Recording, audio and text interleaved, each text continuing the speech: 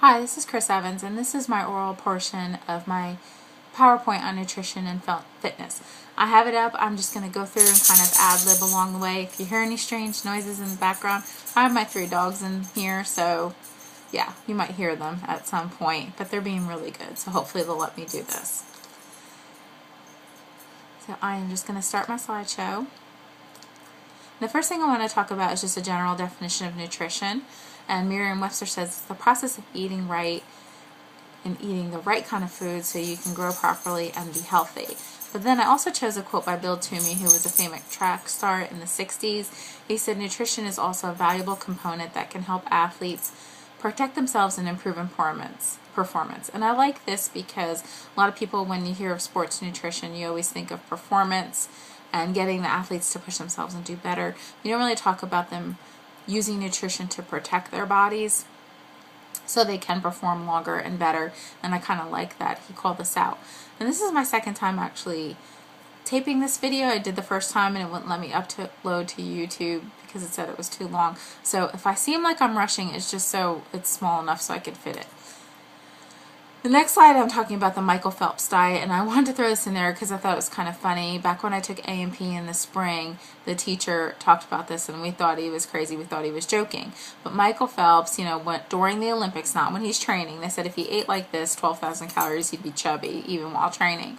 But because he's, going like crazy during the Olympics, he ate for breakfast 3 fried egg sandwiches with cheese, mayo, lettuce, tomato, onions. And this is so I expected all these lean proteins, fresh fruits, vegetables, and it's quite the opposite. It's like sugar, carbs, proteins, but so not what I thought it would be. A 5-egg omelet, bowl of grits, 3 slices of French toast with powdered sugar, 3 chocolate chip pancakes, 2 cups of coffee. And then lunch and dinner were pretty similar. Both had 1,000 calories worth of energy drinks, a pound of pasta with sauce. And then for lunch he had 2 big ham and cheese sandwiches on white bread with mayo, or white rolls, whatever, mayo. And then for dinner he swapped it out for basically like a whole pizza. And it's just so funny because Michael Phelps is like this machine, and has a really amazing athletic body, and to think about him eating all this is actually kind of funny. But what about the rest of us? An optimal diet for someone that's athletic or very active is pretty similar to a regular adult, except the carbs are brought up a little bit. And these ratios are from the book. Carbs, you want to have 55 to 70% of your overall calorie intake, and then you want your fats to be 20 to 30%, and your proteins to be 12 to 15.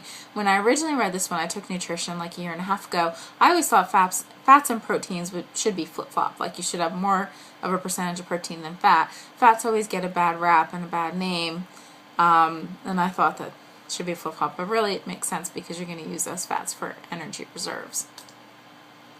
Additional components that are important to talk about are fluids and hydration, vitamins and minerals, and we'll talk about those at the end. So first we're going to do carbs. What are they?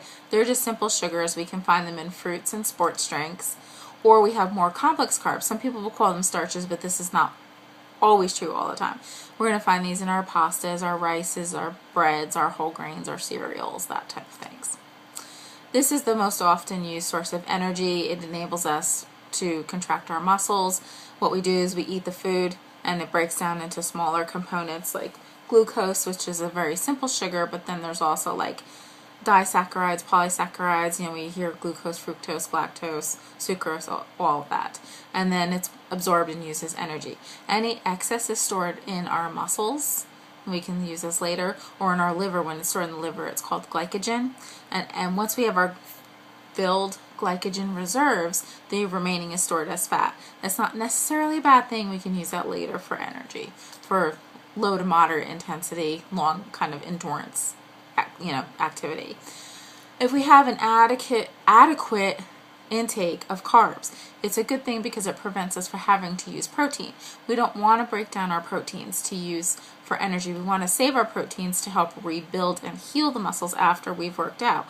So, the proteins help us maintain not only bone, but the tissue, the skin, the hair, all the tissues in the body. And then also we don't want to put that extra stress on our kidneys, because then the kidneys have to break down all the byproducts if we use the protein for energy. And we don't want to put that stress on our kidneys.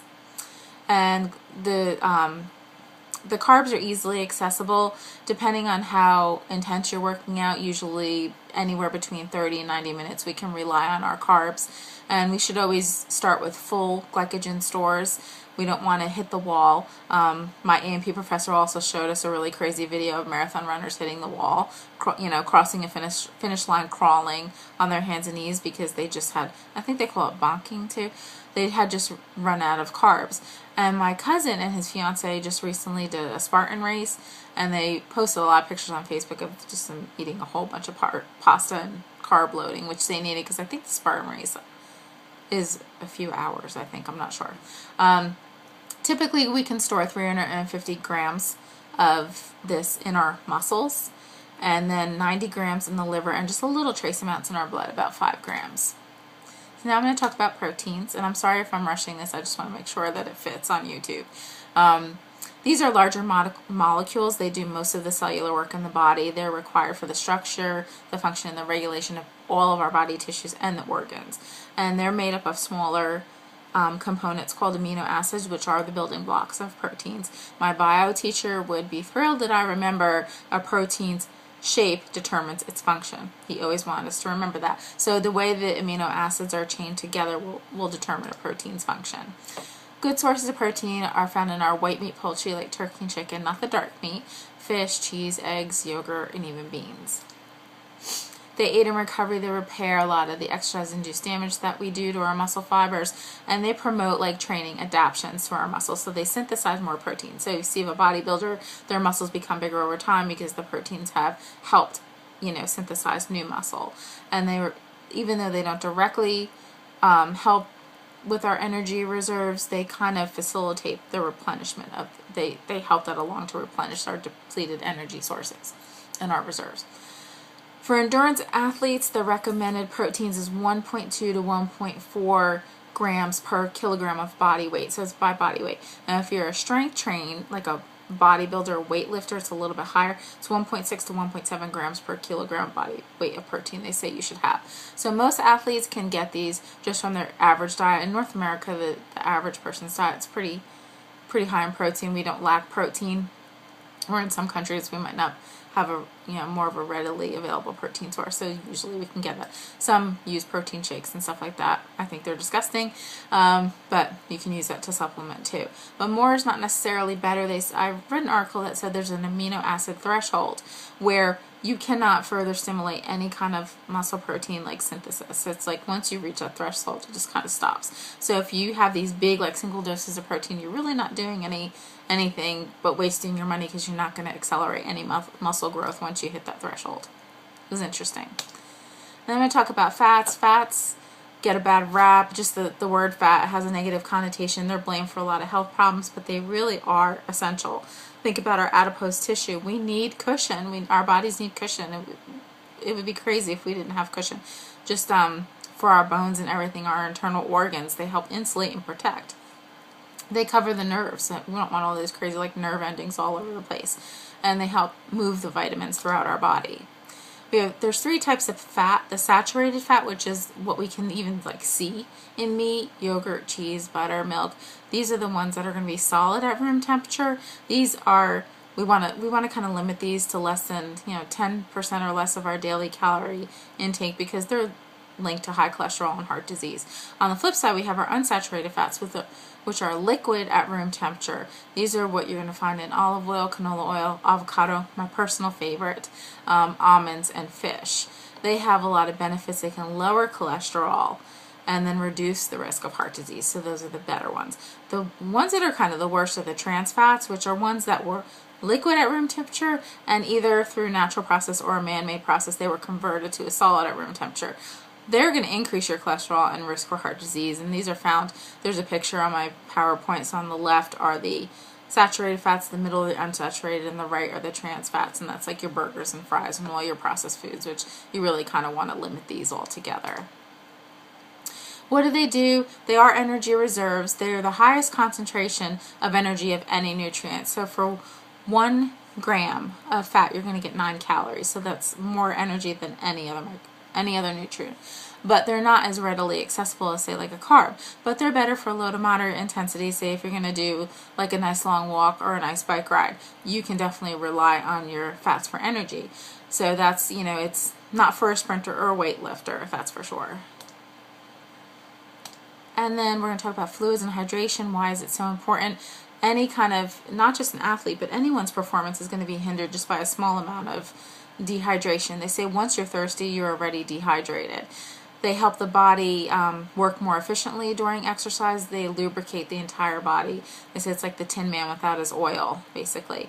And then they help, we think, you're just replenishing what you sweat out. But think about when you breathe, you're losing water and, hydration throughout your mouth, through your mouth, just with breathing as well.